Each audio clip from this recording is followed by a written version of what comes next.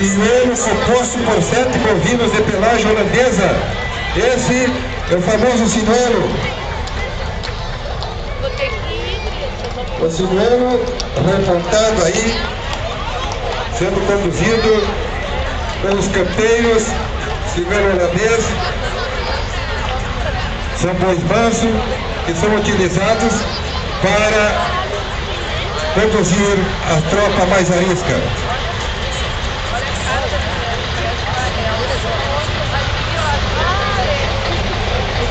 A quadrilha, e temos outros com a tropa de gado. O outro sinuelo, melhor dizendo. O outro sinuelo, zebu branco.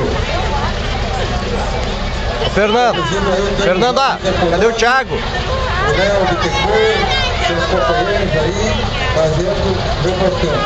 E uma quadrilha de cavalos de pelagem mista, conduzida pelo Miguel Alarias.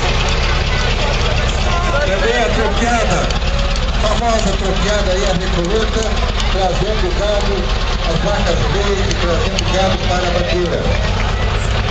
Tropa de gado e os tropeiros, o fiador, a culatra, todos,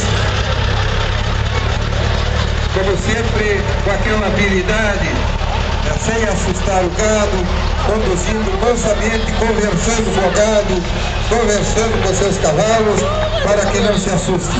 Esse é o nosso gaúcho. Não se assuste que o gado é